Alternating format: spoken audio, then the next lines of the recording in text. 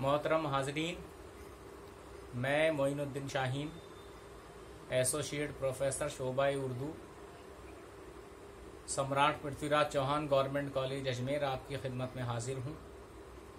आज हम उर्दू के मशहूर ड्रामा अनारकली से मुताल्लिक़ गुफ्तगू करेंगे। ये मुख्तसरन गुफ्तगू है और आज की नशिस्त में महज इसको तमहीद समझा जाए, क्योंकि अगली नशिस्तों में हम ड्रामे के एक एक पहलू से बहस करेंगे और आखिर में कोई ना कोई नतीजा इस ड्रामे के ताल्लुक से अख्ज़ करेंगे। जैसा कि मालूम है, अंग्रेज़ी और फ़ारसी अदब ने उर्दू नस्र व नज़्म को बहुत मुतासिर किया है। ड्रामा अंग्रेज़ी असर और फ़ारसी की तमसीलों के असर से उर्दू में वारिद होता है। हालांकि हमारी जो दास्तानें हुआ करती थी वो भी किसी न किसी सूरत में ड्रामाई अनासिर से मामूर होती थी।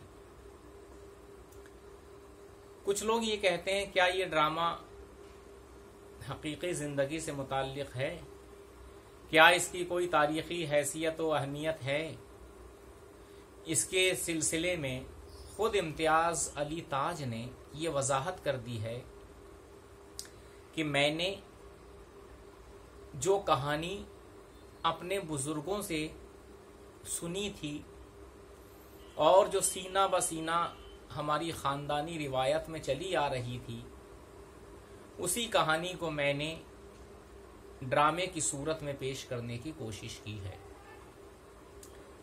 ड्रामा हकीकी ज़िंदगी से कोई ताल्लुक़ नहीं रखता, इसकी कोई तारीख़ी अहमियत व हैसियत नहीं है, लेकिन ये अदब का हिस्सा है और अदब में कुछ बातें ऐसी होती हैं जो ज़ेब दास्तां के लिए बढ़ाई जाती हैं, इजाफा कर दिया जाता है ताकि नाजरीन की, क्योंकि ड्रामा बाकायदा एक स्टेज पे खेले जाने वाला फ़न है, तो वो नाजरीन भी होते हैं वहाँ, और ड्रामे को जो पढ़ते हैं वो क़ारीन होते हैं।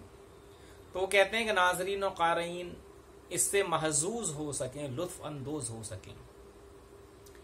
दरअसल ये एक दास्तान हयात है उस बादशाह अकबर की जो अकबर आज़म के नाम से मशहूर था। दास्तान इश्क है उस शख्स की जो आने वाले वक्त का वली अहद है, लेकिन एक कनीस पर फरेफ्ता हो जाता है।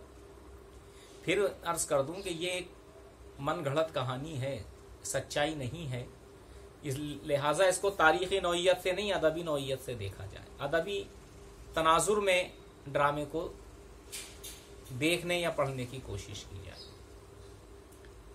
बाज़ नक्कादों का ये कहना है कि ड्रामा लिखा तो बहुत अच्छा है इम्तियाज़ अली ताज ने, लेकिन कुछ कमियां छोड़ दी।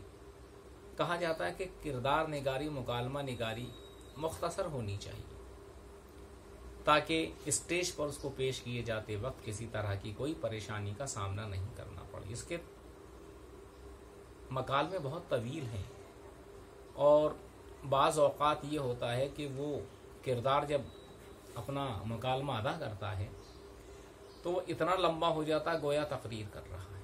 तो ये एक इसकी कमज़ोरी है, लेकिन मुग़लिया अहद के जो लवाज़िमात थे, उस वक्त की जो तहज़ीब, जो तमद्दुन चला आ रहा था, उसकी बेहतरीन अक्कासी करते वक्त ऐसा अंदाज़ा होता है कि ये कहानी या इसका प्लॉट हकीकी ज़िंदगी से करीब तर है। इम्तियाज़ अली ताज ज़बान व बयान पर भी बहुत ज़्यादा महारत रखते थे। उन्होंने उसी ज़बान का इस्तेमाल किया है जो अहद मुग़लिया में राइज थी, जिसका चलन था, ताकि उनकी हर एक बात फितरी हो, बनावटी ना हो, उसमें मसनूइयत के अनासिर शामिल ना हो। यहाँ उन्होंने महारत दिखाई। प्लॉट में ज़िमनी किरदार भी हैं और मरकज़ी किरदार भी हैं, और जैसा कि मालूम है ड्रामे में ज़िमनी और मरकज़ी दोनों तरह के किरदारों की अहमियत होती है। इसी के पेश नज़र इन्होंने ये ड्रामा लिखा। मुहावराती ज़बान, ज़रबुल अमसाल भरपूर इस्तेमाल हुई है।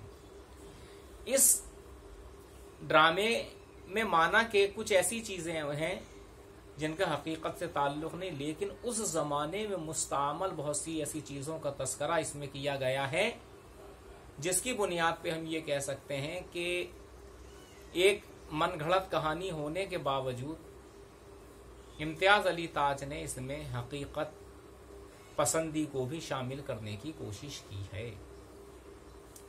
ड्रामे में जज्बात निगारी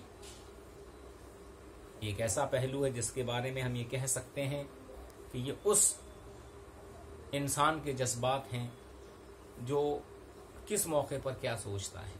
बूढ़ा है, जवान है, बाप है, बेटा है, औरत है, कनीज़ है, उनके क्या जज्बात हो सकते हैं, उनके क्या मसाइल हो सकते हैं। ये तमाम बातें, ये तमाम चीज़ें हमें ड्रामा अनारकली में देखने को मिलती हैं, पढ़ने को मिलती हैं। ये तो तमहीद है। हम अगले लेक्चर में इस ड्रामे पर तफसीली गुफ्तगू करेंगे। तब तक के लिए खुदा हाफिज़।